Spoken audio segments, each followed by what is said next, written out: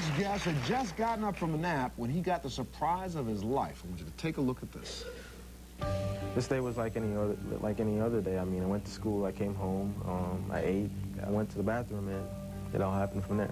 I cannot believe, walking up to that house, that my friend was able to walk out of there without a scratch. It's not every day an airplane crashes in someone's house. I had just sat down to do some homework. I was inside the house, and the house shook. 15 to 20 seconds later, the door flew open. Me and my dad ran outside to see what it was. I heard glass shatter, plates, cups, whatever. You could even hear the brick walls also crumbling. With the view that I had to look out the bathroom, it seemed as if the house that I closed the door to was now gone. I mean, everything just disappeared. We look around to see if it was an explosion, and it was, because we saw this huge plume of black smoke coming in from the direction of where Sheldon lives. 10 seconds later is when the second explosion was. I just saw like the flame coming around the doorway, and then it came into the bathroom. I just filled up the bathroom basically. And we ran to see if they were all right. Pried the door and slid through and went through the back door. And a neighbor saw me. If you looked into his eyes, he was completely out of it. He was still in such a state of shock that he basically had no idea what was going on. I remember just sitting there, and I'm looking through each different window, and there's flames running through each window. Firefighters, policemen. I think, it was a miracle that I came out, and that I came out with no scratches. I look at it as if, I'm just blessed. Please welcome Sheldon and his best friend, Mike.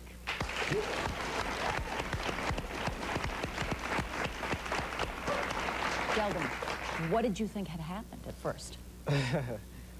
Basically, when I was in the bathroom, I thought, thunder just hit the house. Because you literally went in, started the shower, correct? Right. Get ready to start. And did you hear a noise? What did you hear? What was it? Basically, it's when, I turned the shower on. I waited for it to actually heat up. And, at that moment, the door flew open. It was probably 20 seconds after I just got up from the couch. And, I closed the door, and then like 20 seconds later, the door flew open. It's like a gust of wind just came in. It scared the devil out of you, did it not?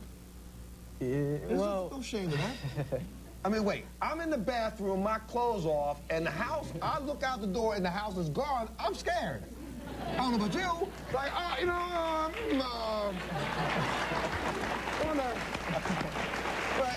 wait. So you're in the bathroom, where are you at? You're down the street. I'm down the street at my home. 3, 4 houses down. 2 blocks away, actually. 2 blocks? Yes. What did you hear? You heard the noise? I heard it and felt it through the house. And this was, what you heard was the twin-engine airplane crashing into his house. Actually, it crashed, and then about 20 seconds later, it exploded. We haven't got that part yet, because the crash is what blew the door open while he was standing like this. Yeah, okay? I heard the explosion. Okay, you heard the explosion, so now you're looking out the door going, what the devil is going on? And all of a sudden, what? Because this is what we get to see, but you were standing in the bathroom when this happened, correct? Actually, after that, the door flew open, I sat down to gather my thoughts because I was in total shock. I was like, you know what, I'm not going to go out and look at the house right now. I mean, thunder just hit the house. And that's right. You're still thinking it's lightning. Yeah. Lightning exploded the house. So I think, may as well take advantage of this opportunity. No, I'm only playing. All right, so taking advantage of space, that's all. So you gathering your thoughts, still looking out that door, and then that's when the explosion is what he heard and you saw.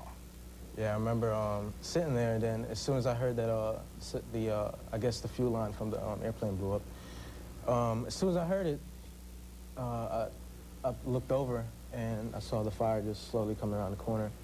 It came in the bathroom and went around the side by the sink, and then by then my head was like this, and I saw it coming towards my face, and I backed up.